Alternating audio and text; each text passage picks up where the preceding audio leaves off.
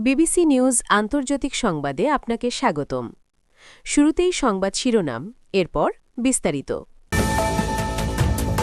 আগ্রাসনের বিরুদ্ধে পবিত্র প্রতিরক্ষার ঘোষণা খামেনির। ইরানকে পরমাণু ইস্যুতে ছাড় দিতে রাজি ট্রাম্প। আগাম নির্বাচন হলে পরাজয়ের শঙ্কায় নেতানিয়াহু। ইরানের বিরুদ্ধে জোটবদ্ধ হামলায় উদ্বুদ্ধ করেছিল আমিরাত। এতক্ষণ শুনছিলেন সংবাদ শিরোনাম, এখন বিস্তারিত। আপনি যদি মুসলিমদের পাশে থাকতে চান তাহলে ভিডিওতে লাইক করে চ্যানেলটি অবশ্যই সাবস্ক্রাইব করে দেবেন। আগ্রাসনের বিরুদ্ধে পবিত্র প্রতিরক্ষার ঘোষণা খামেনির।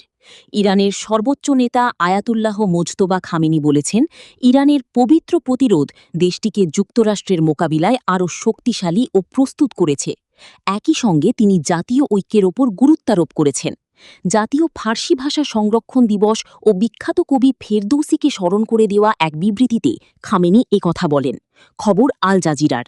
বিবৃতিতে তিনি বলেন, যুক্তরাষ্ট্র জায়ংবাদী আগ্রাসনের বিরুদ্ধে সাম্প্রতিক পবিত্র প্রতিরক্ষায় ইরান প্রমাণ করেছে যে ফিরদৌসির কিংবদন্তিতুল্য কাহিনীগুলো কেবল সাহিত্য নয়, বরং তা ইরানিদের বাস্তব জীবন ও বীরত্বপূর্ণ চরিত্রের প্রতিফলন।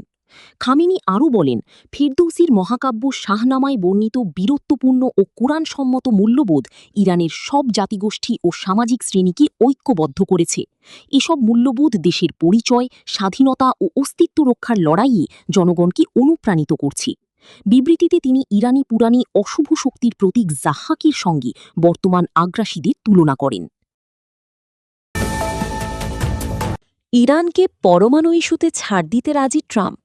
যুক্তরাষ্ট্রের প্রেসিডেন্ট ডোনাল্ড ট্রাম্প বলেছেন, ইরান যদি তাদের পারমাণবিক কর্মসূচি ২০ বছরের জন্য স্থগিত রাখতে রাজি হয় তবে তিনি সেটি গ্রহণ করবেন। শুক্রবার দ্য টাইমস অফ ইসরায়েলের প্রতিবেদনে এ তথ্য জানানো হয়। এয়ারফোর্স ওয়ানে সাংবাদিকদের এক প্রশ্নের জবাবে ট্রাম্প বলেন, ২০ বছর যথেষ্ট, তবে তাদের পক্ষ থেকে নিশ্চয়তাটা হতে হবে বাস্তব ও বিশ্বাসযোগ্য। এর আগে ট্রাম্প বারবার দাবি করেছিলেন, ইরানকে স্থায়ীভাবে ইউরেনিয়াম সমৃদ্ধকরণ কার্যক্রম বন্ধে সম্মত হতে হবে। তার ভাষায়, তিনি ভবিষ্যতের কোনো মার্কিন প্রেসিডেন্টের জন্য এই সংকট রেখে যেতে চান না। আগাম নির্বাচন হলে পরাজয়ের শঙ্কায় নেতানিয়াহু। ইসরায়েলের প্রধানমন্ত্রী বিনিয়ামিন নেতানিয়াহু নতুন দুশ্চিন্তায় পড়েছেন। তিনি আশঙ্কা করছেন, সেপ্টেম্বরে আগাম নির্বাচন হলে ক্ষমতাসীন জোট পরাজিত হতে পারে।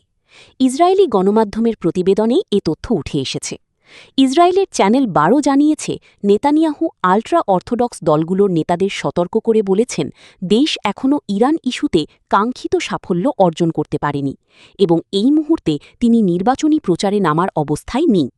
প্রতিবেদন অনুযায়ী নেতানিয়াহুর আশঙ্কা, আগাম নির্বাচন হলে বর্তমান সরকার জোট ক্ষমতা হারাতে পারে। এদিকে রাজনৈতিক অনিশ্চয়তার মধ্যেই ক্ষমতাসীন জোট গত ১৩ মে পার্লামেন্ট ভেঙে দেওয়ার একটি বিল জমা দেয়। এর মাধ্যমে বিরোধীদের আগাম উদ্যোগ ঠেকানোর চেষ্টা করা হয়েছে বলে জানিয়েছে ইসরায়েলি সংবাদ মাধ্যমগুলো। চ্যানেল ১২র তথ্য অনুযায়ী আগামী বুধবার নেসেটে পার্লামেন্ট ভেঙে দেওয়ার বিল নিয়ে ভোট হওয়ার কথা রয়েছে। তবে নতুন কোনো নিরাপত্তা পরিস্থিতি তৈরি হলে রাজনৈতিক সমীকরণ বদলে যেতে পারে এবং আগাম নির্বাচন ঠেকানোও সম্ভব হতে পারে বলে ধারণা করা হচ্ছে। ইরানের বিরুদ্ধে জোটবদ্ধ হামলায় উদ্বুদ্ধ করেছিল আমিরাত। সংযুক্ত আরব আমিরাতের বিরুদ্ধে গুরুতর অভিযোগ উঠেছে। দেশটি ইরানের বিরুদ্ধে সমন্বিত হামলা চালাতে সৌদি আরব ও কাতারকে রাজি করানোর চেষ্টা করেছিল, যদিও সে চেষ্টা ব্যর্থ হয়। শুক্রবার ১৫ মে সংশ্লিষ্ট সূত্রের বরাতে ব্লুমবার্গের এক প্রতিবেদনে এ তথ্য জানানো হয়েছে। প্রতিবেদনে বলা হয়েছে, গত ২৮ ফেব্রুয়ারি যুক্তরাষ্ট্র ও ইরান যুদ্ধের মধ্যে জড়িয়ে পড়ার পরপরই ইউএই প্রেসিডেন্ট শেখ মোহাম্মদ বিন জায়েদ আল নাহিয়ান অঞ্চলের নেতাদের সঙ্গে একাধিক ফোনালাপ করেন। এর মধ্যে সৌদি যুবরাজ মোহাম্মদ বিন সালমানও ছিলেন। আলোচনার সময় তিনি উপসাগরীয় নেতাদের স্মরণ করিয়ে দেন যে ১৯৮১ সালে গঠিত গালফ কোঅপারেশন কাউন্সিল জিসিসি মূলত ১৯৭৯ সালের ইসলামী বিপ্লবের পর ইরান থেকে উদ্ভূত হুমকির প্রতিক্রিয়ায় প্রতিষ্ঠিত হয়েছিল। জিসিসির সদস্য দেশগুলো হল বাহরাইন, কুয়েত, ওমান, কাতার, সৌদি আরব এবং ইউএই। এমবিজেড নামে বেশি পরিচিত আমিরাতের প্রেসিডেন্ট জানান, ইরানকে ঠেকাতে উপসাগরীয় দেশগুলোর ঐক্যবদ্ধ প্রতিক্রিয়া প্রয়োজন। এজন্য তিনি যুক্তরাষ্ট্র ও ইসরায়েলের সঙ্গে সহযোগিতার পথ বেছে নেন। তবে প্রতিবেদনে বলা হয়েছে, অন্য উপসাগরীয় নেতারা তাকে জানান, এটি তাদের যুদ্ধ নয়, দেশগুলো এই প্রস্তাব প্রত্যাখ্যান করায় আমিরাত ও সৌদি আরবের মধ্যকার আগের টানাপোড়েনপূর্ণ সম্পর্ক আরও জটিল হয়ে ওঠে।